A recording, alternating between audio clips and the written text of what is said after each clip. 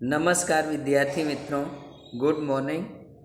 कल के लेसन को आगे बढ़ाते हुए आज हम ये सीखेंगे कि साफ सफाई एवं स्वच्छता द्वारा रोग संचरण से बचाव कैसे किया जा सकता है। अगर हम देखें तो रोग फैलते हैं। रोग फैलने के कई कारण होते हैं। तो अगर हम इन 5 चीज़ों का ख्याल रखेंगे, जिसे हम 5S यानी अपनी 5 अंगुलियों के सिंबल के नाम से समझ सकते हैं, यानी हमारी जो 5 अंगुलियां हैं उनको अगर हम सिंबल माने, प्रतीक माने, तो इन 5 बातों को हमें हमेशा के लिए अपने जीवन में अपनाना होगा। तब हम रोगों को संचरण से बचने से रोक सकते हैं। तो जब रोग संचरित नहीं होंगे तो हमें बीमारी नहीं होगी और हम स्वस्थ रहेंगे। तो आइए देखते हैं क्या हैं ये 5 सिंबल। 5 फिंगर एस क्या हैं, यानी 5 अंगुलियों के प्रतीक क्या हैं, उन्हें समझते हैं। सबसे पहले तरल पदार्थ, फ्लूइड, यानी हमें जल को सुरक्षित रखना चाहिए। जल का उपचार, उसका संचय सावधानी पूर्वक हमें करना चाहिए, क्योंकि पानी एक ऐसा पदार्थ है, पानी एक ऐसा द्रव है जो सिर्फ हमारी पृथ्वी पर ही मिलता है और हमारे जीवन के लिए, हमारे शरीर के लिए कितना लाभदायी है। 80 से 90% तक हमारे शरीर के अंदर पानी होता है। हर दिन हमें पानी की पर्याप्त मात्रा लेनी होती है, जिसके कारण हमारा शरीर अच्छी तरह से कार्य कर सके। इसलिए कम से कम 3 से 4 लीटर पानी हमें हर दिन पीना चाहिए। आप अगर देखें तो ज़्यादातर बीमारियां गंदे पानी के कारण होती हैं। जब हमारा पीने का पानी किसी भी तरह से गंदा हो जाता है तो हम उसको पीने के बाद बीमार हो जाते हैं।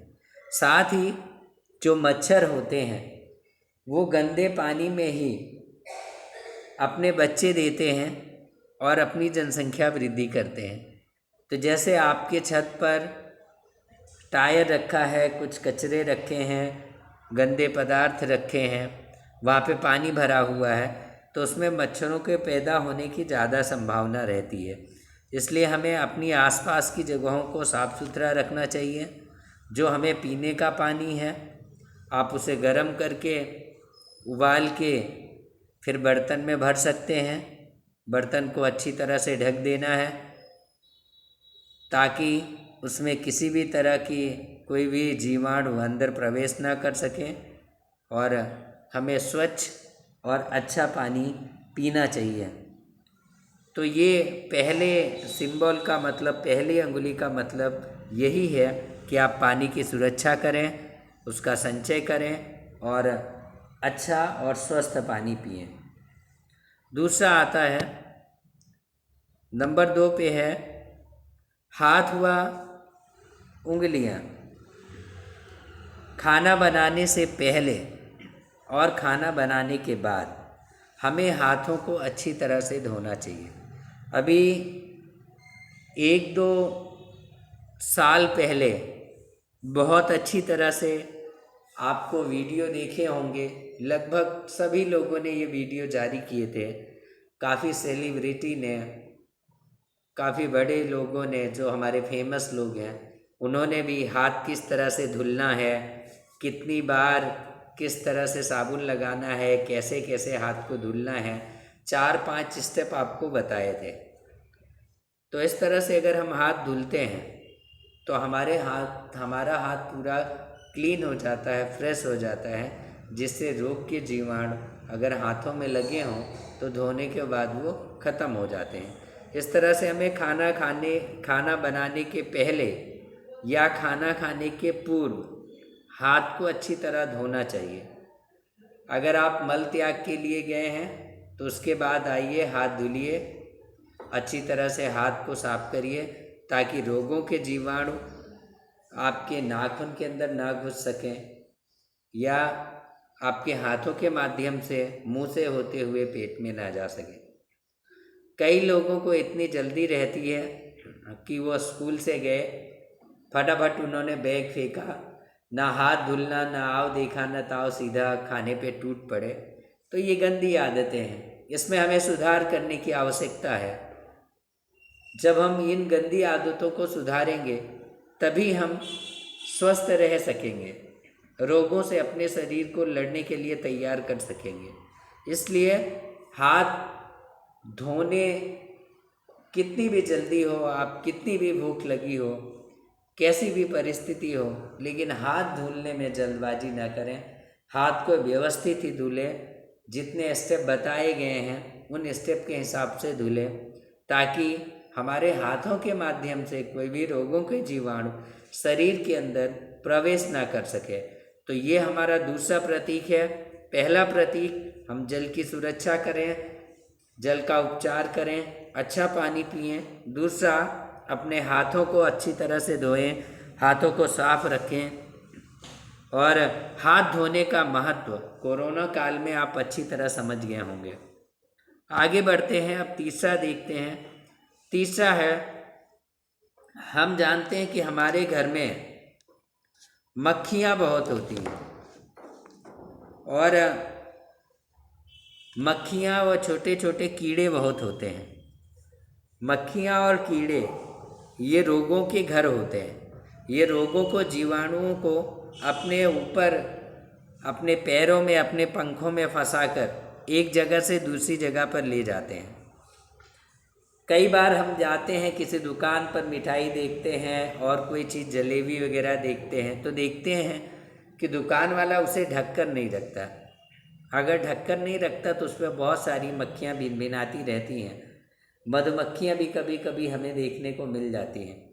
तो इस तरीके से जो चीज़ें खुली रखी होंगी उनमें मक्खियों के माध्यम से, कीड़ों के माध्यम से रोग के जीवाणु उस पर चले जाते हैं, वहाँ पे मिल जाते हैं।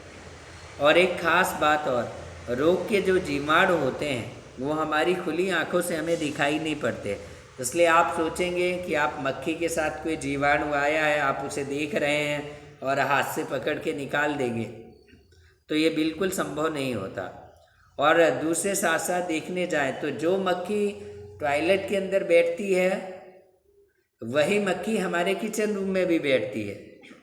तो अगर टॉयलेट में गंदगी है या कोई गंदे पदार्थों पर मक्खी बैठी है तो वही मक्खी आकर हमारे खाने पर भी बैठ जाती है और उसके पैरों में जो रोग के जीवाणु लगे होते हैं या पंखों में जो जीवाणु लगे होते हैं वो हमारे भोजन में आ जाते हैं और उस भोजन के माध्यम से जब हम भोजन को करते हैं तो हम बीमार हो जाते हैं, एकाएक हमारी तबीयत बिगड़ जाती है। तो इस तरह से हमें ये खास ख्याल रखना है कि हमारे जो खाने के पदार्थ हैं उन्हें ढक कर रखें, अगर साफ़ सफाई रखें ताकि मक्खियों का आतंक ना हो सके और हम मक्खियों के साथ आने वाले रोगों से अपनी रक्षा कर सकें। आगे बढ़ते हैं और आप देखें तो ये मल पदार्थ होते हैं जिन पर मक्खियाँ बैठती हैं और वापस वो हमारे खानों पर जाती हैं, तो वहाँ हमें रोगों के जीवाणु मिल जाते हैं जिससे हम बीमार हो जाते हैं। तो ये चीज़ें हमें ध्यान रखनी है। और यही रोग के जीवाणु स्वस्थ व्यक्ति के भोजन के साथ जाते हैं और स्वस्थ व्यक्ति क्या होता है, बीमार हो जाता है। आगे चलते हैं। अगला है नंबर 4, खेल या मैदान। हमें कोई भी खेल खेलने से पहले या किसी मैदान का उपयोग करने से पहले उसे अच्छी तरह से साफ कर लेना चाहिए और अगर वहाँ पे कोई गंदगी है तो हमें उसे साफ करके ही फिर वहाँ पे खेलना चाहिए। अगर हम उसे साफ नहीं करेंगे तो वहाँ पे बहुत सारे रोग के जीवाणु रहते हैं जो हमारे हाथों पैरों के माध्यम से शरीर के अंदर प्रवेश कर जाते हैं। इसके पहले मैंने अभी आपको बताया कि जो रोग के जीवाणु होते हैं, जो बैक्टीरिया होते हैं, उनमें सजीव निर्जीव दोनों के गुण पाए जाते हैं और वो इतने सूक्ष्म होते हैं कि हमारी खुली आंखों से दिखाई नहीं पड़ते। तो अगर वो ज़मीन पर पड़े हैं तो ज़मीन पर जब पड़े होते हैं तो वो निर्जीव जैसे रहते हैं और जैसे हमारे शरीर के अंदर आ जाते हैं वैसे ही वो सजीव हो जाते हैं और हमारे पूरे शरीर पर कब्जा कर लेते हैं। हमें सब्जियों को या फलों को उपयोग करने से पहले अच्छी तरह से धुल लेना चाहिए। साथ ही हम ये आदत डालें कि हम खुले में शौच ना करें। खुले में शौच करने से रोगों के भी जीवाणु जो हैं वो पूरे वातावरण में फैल सकते हैं। इसलिए खुले में शौच से खुले में शौच ना करें, ना जाएं और अगर दूसरे जाते हैं तो उन्हें भी समझाएं। और अगला आता है 5वां नंबर, फ्लड्स यानी बाढ़। हमें पानी के निकास की उचित व्यवस्था करनी है, यानी जो गंदा पानी है वो अच्छी तरह से निकल जाए, इधर उधर फैले ना, क्योंकि अगर फैलेगा, इकट्ठा होगा तो उसमें रोग के जीवाणु इकट्ठा होंगे, मच्छर वह पैदा होंगे जिससे हमें बीमारियां फैलेंगी। इसलिए हमें पानी के उचित जल निकासी की व्यवस्था करनी चाहिए और जल का उपचार करना चाहिए, पानी का संचय करना चाहिए। आइए विद्यार्थी मित्रों, एक बार फिर से देख लेते हैं कौन कौन से 5F हैं, 5 फिंगर के सिंबल हैं जिनका उपयोग करके हम स्वस्थ रह सकते हैं। पहला है तरल पदार्थ। जल स्रोतों को हमें सुरक्षित करना चाहिए, जल का उपचार करना चाहिए, उनके संचय की हमें व्यवस्था करनी चाहिए और अच्छा और स्वस्थ पानी पीना चाहिए। दूसरा है हाथ व अंगुलियां। खाना बनाने से पहले और खाना बनाने के बाद हमें हाथ ज़रूर धोना चाहिए। खाना खाने के पहले भी हमें हाथ अच्छी तरह से धुलने चाहिए, खाना खाने के बाद भी हाथ को अच्छी तरह से धुलें। मल त्याग के बाद हाथ को अच्छी तरह धुलना ना भूलें। उसके बाद में आती हैं मक्खियाँ और कीड़े। हमारे घरों के अंदर बहुत सारे मक्खियाँ और कीड़े रहते हैं। जब अगर हम साफ़ सफाई का ध्यान नहीं रखते तो उनकी संख्या लगातार बढ़ जाती है। इसलिए हमें खाद्य पदार्थों को ढककर रखना चाहिए और मक्खियों को नियंत्रित करने के उपाय करने चाहिए। अगला है खेल या मैदान। इनका उपयोग करने से पहले हमें उनकी अच्छी तरह से साफ़ सफाई कर लेनी चाहिए। साथ में जो सब्जियां, जो फल हम बाज़ार से ख़रीद के लाते हैं उन्हें अच्छी तरह से धुल के ही खाना चाहिए। सबसे अच्छी आदत हमें डालनी चाहिए कि हम खुले में मल त्याग ना करें। और अंतिम और 5वां है बाढ़। उचित जल की निकासी की हमें व्यवस्था करनी चाहिए और अगर कोई पानी गंदा है, ख़राब है, तो उस पानी को हमें स्वच्छ बनाने के लिए काम करना चाहिए।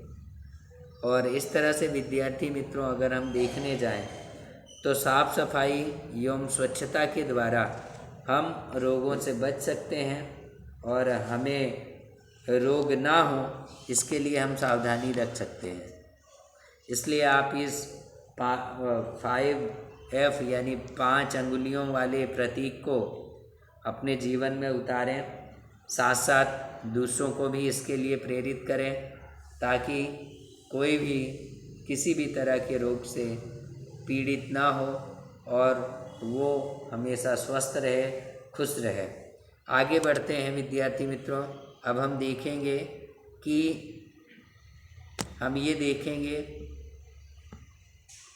कि जो रोग होते हैं वो किस तरह से होते हैं और रोग मुक्त होने में क्या अंतर है, स्वस्थ रहने में और रोग मुक्त होने में। तो आइए देखते हैं। यदि हम इसे स्वास्थ्य समझते हैं, हम अंतर समझ रहे हैं, स्वस्थ रहने और रोग मुक्त में क्या अंतर है वो हम समझ रहे हैं। यदि हम इसे स्वास्थ्य समझते हैं तो रोग अथवा व्याधि क्या है? तो अंग्रेजी का एक शब्द है DIS प्लस BASE, जो स्वयं को परिभाषित करता है, जिसका मतलब होता है बाधित आराम। रोग का दूसरा अर्थ है असुविधा। आपने इस शब्द का अर्थ बहुत कम सुना होगा, क्योंकि ये बहुत सीमित मात्रा में इसका उपयोग होता है। हम रोग के विषय में तब बात करते हैं जब हमें असुविधा के विशिष्ट कारण का पता होता है।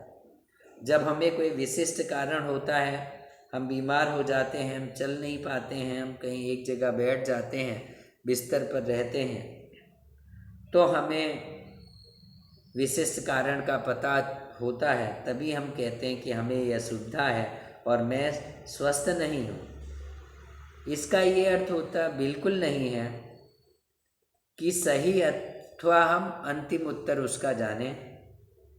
हम बिना कारण जाने ये कह सकते हैं कि कोई व्यक्ति प्रवाहिका से ग्रसित है। हम ये सरलता से समझ पाते हैं कि बिना किसी विशेष रोग के भी आप अस्वस्थ हो सकते हैं। अगर आपको किसी तरह का कोई रोग नहीं है, फिर भी आप अस्वस्थ हो सकते हैं। केवल अगर आपको कोई रोग नहीं है, इसका मतलब ये नहीं है कि आप स्वस्थ हैं। नर्तक के लिए, एक डांस करने वाले के लिए, एक नाचने वाले के लिए स्वास्थ्य का अर्थ है कि वो शिष्टतापूर्वक अपने शरीर द्वारा विषम परिस्थितियों में भी नृत्य की जो मुद्राएं होती हैं, डांस के जो स्टेप्स होते हैं, उन्हें वो अभिव्यक्ति कर सके, उन्हें अच्छी तरह से कर सके, विषम परिस्थितियों में भी वो ये कर सके। संगीतकार के लिए स्वस्थ रहने का अर्थ है कि वो लंबी श्वास ले सके, जिससे वो जो बांसुरी है, जो बांसुरी वो बजाता है, उसके स्वर को नियंत्रित कर सके। हम अपनी विशिष्ट क्षमता को प्राप्त करने का अवसर भी वास्तविक स्वास्थ्य के लिए आवश्यक है। अगर हम कोई काम करते हैं, उस काम को अगर हम अच्छी तरह से नहीं कर पाते हैं, इसका मतलब हम अस्वस्थ हैं। अगर अपने काम को हम उम्दा तरीके से करते हैं, 100% पूरी ताकत के साथ करते हैं, पूरे मन से करते हैं, तो इसका मतलब हमारा शरीर स्वस्थ है। कई बार हम कहते हैं कि भाई आज मूड नहीं है काम करने का, आज अच्छा नहीं लग रहा है, आज शरीर साथ नहीं दे रहा है। इस तरह के शब्दों को हमने सुना होगा। इसका मतलब ये होता है कि आज हमारे शरीर में कोई ना कोई परेशानी है, कोई ना कोई तकलीफ है, जिसके कारण हम पूरे मूड में काम नहीं कर पा रहे। इस प्रकार हम किसी रोगों के लक्षणों की अभिव्यक्ति के बिना भी अस्वस्थ हो सकते हैं। इस तरह से दोस्तों, अगर आपको कोई रोग के लक्षण नहीं दिखाई पड़ रहे, तब भी आप अस्वस्थ हो सकते हैं। यही कारण है कि जब हम स्वास्थ्य के बारे में सोचते हैं, तो हम समाज तथा समुदाय के विषय में भी सोचते हैं, और रोग के विषय में जब हम सोचते हैं, तो हम सिर्फ अपने बारे में सोचते हैं। विद्यार्थी मित्रों, WHO वर्ल्ड हेल्थ ऑर्गेनाइजेशन, विश्व स्वास्थ्य संगठन का रोग के बारे में कहना है कि रोग अर्थात आदमी की शारीरिक, मानसिक, सामाजिक और आर्थिक स्थिति। यानी अगर आपको कोई रोग नहीं है, इसका मतलब ये नहीं कि आप स्वस्थ हैं। कई बार शरीर अच्छा होते हुए भी सामाजिक वजहों से, आर्थिक वजहों से, मानसिक वजहों से आप अस्वस्थ हो सकते हैं। इसलिए हमेशा स्वस्थ रहने के लिए, जैसा हमने कल के वीडियो में बात की थी, खुश रहें, मुस्कुराएं, खुलकर हंसें, जीवन का पूरा आनंद लें। आप एक मुस्कुराहट के साथ कई सारी बीमारियों को दूर भगा सकते हैं। इसलिए शरीर पे, मन पे, मस्तिष्क पे कभी बोझ का अनुभव ना करें। जीवन की परेशानियों को मुस्कुराहट के साथ, हंसी के साथ उसका सामना करें, उसे हराएं। आप में वो ताकत है, आप में वो काबिलियत है कि आप किसी भी तरह की बीमारियों से आसानी से लड़ सकते हैं। उम्मीद है आप स्वस्थ होंगे, आगे भी स्वस्थ रहेंगे और बीमारियों को किसी भी तरह से अपने नज़दीक फटकने नहीं देंगे। आज के वीडियो में इतना ही, फिर मिलेंगे कल अगले वीडियो में इसके आगे की विषय वस्तु लेकर। तब तक के लिए धन्यवाद। Thank you so much.